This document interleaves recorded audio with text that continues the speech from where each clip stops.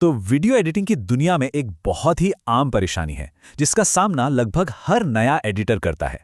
कई बार ऐसा होता है कि हम एक प्रोजेक्ट में घंटों मेहनत करते हैं, दुनिया भर के कॉम्प्लेक्स इफेक्ट्स लगा देते हैं, लेकिन एंड में क्लाइंट उसे रिजेक्ट कर देता है। वहीं दूसरी तरफ कोई ऐसा होता है जो बहुत ही सिंपल सी एडिटिंग करता है और क्लाइंट्स को उसका काम बेहद पसंद आता है। ये चीज़ काफ़ी फ्रस्ट्रेटिंग हो सकती है ना? आखिर ऐसा क्यों होता है? ये एक ऐसा सवाल है जो एडिटिंग की दुनिया में कदम रखने वाले हर नए इंसान के मन में आता है। और सच बताऊं तो इसका जवाब किसी फैंसी एनिमेशन या बहुत सारे महंगे ट्रांजिशंस में बिल्कुल नहीं छिपा है। इसका राज छिपा है 4 बहुत ही बेसिक बुनियादी पिलर्स में। जब तक इन फाउंडेशनल चीज़ों को मास्टर नहीं किया जाता, तब तक आपकी वो सारी कॉम्प्लेक्स मेहनत कुछ काम नहीं आती। ओके, चलिए इसमें डाइव इन करते हैं। इस प्रीमियम एडिटिंग चेकलिस्ट में 4 अहम कदम हैं जो किसी भी नौसिखी एडिटर के काम को पूरी तरह से बदल सकते हैं। पहला, फॉन्ट सिलेक्शन वेरीफाई करना। दूसरा, प्रोफेशनल एस्थेटिक्स अपनाना। तीसरा, प्रीमियम विजुअल क्वालिटी पर फोकस करना। और चौथा, स्क्रीन एलिमेंट्स को बैलेंस करना। ये सिंपल सी चेकलिस्ट आपके एमेच्योर प्रोजेक्ट को सीधा एक इंटरनेशनल लेवल के काम में बदल देगी। हमारी चेकलिस्ट का पहला और सबसे क्रूशियल पॉइंट है फॉन्ट का चुनाव वेरीफाई करना। ये लिटरली व्यूअर के ट्रस्ट की नींव है। फॉन्ट सिर्फ स्क्रीन पर लिखे हुए कुछ अक्षर नहीं होते, ये पूरे प्रोजेक्ट की वाइब और फीलिंग तय करते हैं। अगर गलत फॉन्ट चुन लिया तो ऑडियंस का भरोसा उसी सेकंड टूट जाता है। अब इसे थोड़ा डिटेल में समझते हैं। मेनली 4 तरह के फॉन्ट्स होते हैं। सबसे पहले हैं सेरिफ फॉन्ट।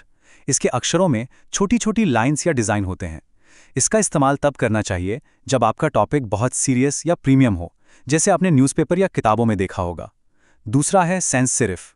ये एकदम क्लीन और मॉडर्न होता है, बिना किसी एक्स्ट्रा डिज़ाइन के। ये मोबाइल स्क्रीन्स पर पढ़ने के लिए बेस्ट है और डिफ़ॉल्ट बॉडी टेक्स्ट के लिए सबसे ज़्यादा यूज़ होता है। तीसरा है स्क्रिप्ट, जो बिल्कुल हैंडराइटिंग जैसा दिखता है। इसे पर्सनल मैसेज या इन्विटेशन कार्ड्स के लिए बचा कर रखिए। और आखिर में डिस्प्ले फॉन्ट, जो सिर्फ और सिर्फ बड़ी इंपैक्टफुल हेडलाइंस के लिए बना है। अब अगर आपको एक से ज़्यादा फॉन्ट्स इस्तेमाल करने पड़े तो उन्हें बहुत स्ट्रेटेजिकली कंबाइन करना होता है।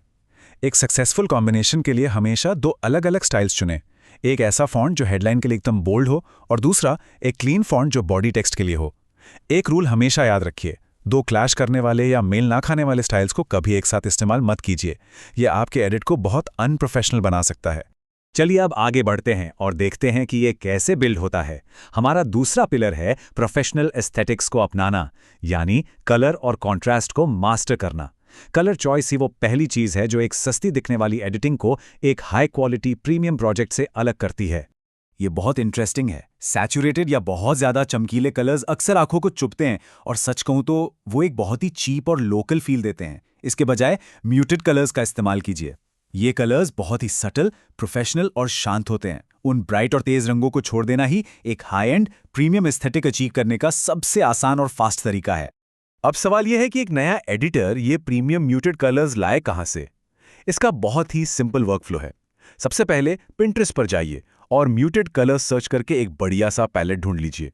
जो इमेज आपको पसंद आए उसे अपने डिवाइस में सेव कर लीजिए। इसके बाद बस अपना अलाइट मोशन या जो भी एडिटिंग सॉफ्टवेयर आप यूज करते हैं उसे ओपन कीजिए और कलर पिकर टूल की मदद से बिल्कुल वही प्रीमियम शेड अपने प्रोजेक्ट में एक्सट्रैक्ट कर लीजिए। है ना कितना आसान? कलर्स के साथ साथ कॉन्ट्रास्ट पर ध्यान देना भी बहुत ज़रूरी है। एक स्टैंडर्ड कॉन्ट्रास्ट में आमतौर पर लाइट बैकग्राउंड पर डार्क टेक्स्ट होता है, लेकिन अगर आपको सच में इंटरनेशनल लेवल की क्वालिटी चाहिए तो डार्क बैकग्राउंड के साथ लाइट टेक्स्ट का इस्तेमाल करके देखिए। ये कॉन्ट्रास्ट आपके एडिट को एकदम नेक्स्ट लेवल का प्रोफेशनल लुक देता है। मूविंग ऑन, हमारी चेकलिस्ट का तीसरा पॉइंट है विजुअल क्वालिटी को एलिवेट करना, और ये जुड़ा है टाइपोग्राफी के रूल्स से। देखिए, विजुअल क्वालिटी सिर्फ एक अच्छा फॉन्ट चुनने तक सीमित नहीं है, बल्कि ये इस बारे में है कि आप व्यूअर की आंखों को स्क्रीन पर कैसे कंट्रोल करते हैं। Now, what is really interesting about this slide is typography hierarchy कैसे काम करती है। इसे वीडियो के लिए एक विजुअल मैप की तरह समझिए। जो जानकारी सबसे ज़्यादा इंपॉर्टेंट है उसका साइज हमेशा सबसे बड़ा होना चाहिए। ये व्यूअर को साफ साफ बताता है कि स्क्रीन पर सबसे पहले क्या पढ़ना है। इस विजुअल मैप को परफेक्ट बनाने के कुछ एकदम एसेंशियल रूल्स हैं।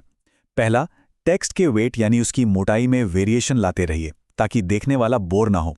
जो शब्द सबसे इंपॉर्टेंट हैं उन्हें एक्स्ट्रा बोल्ड रखिए और सपोर्टिंग टेक्स्ट को रेगुलर या लाइट कर दीजिए। और सबसे बड़ी बात, टाइपोग्राफी के आसपास हमेशा सांस लेने की जगह यानी ब्रीदिंग स्पेस छोड़िए। टेक्स्ट को कभी भी स्क्रीन के किनारों से मत चिपकाइए। ये छोटी सी चीज़ बहुत बड़ा डिफरेंस लाती है।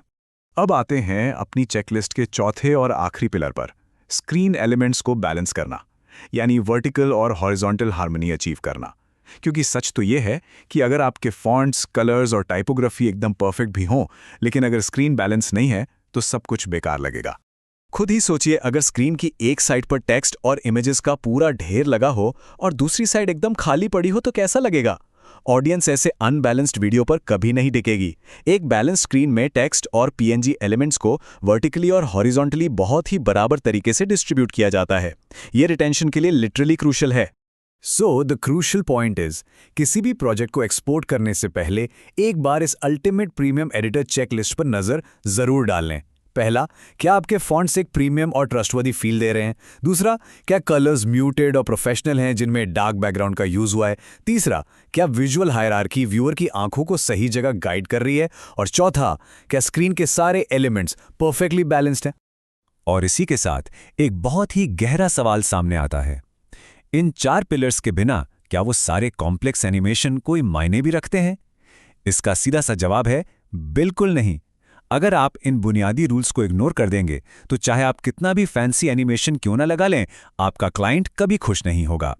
प्रीमियम क्वालिटी हमेशा फाउंडेशन से शुरू होती है। तो अगली बार जब आप एडिट करने बैठें तो बस इन 4 रूल्स को याद रखिएगा।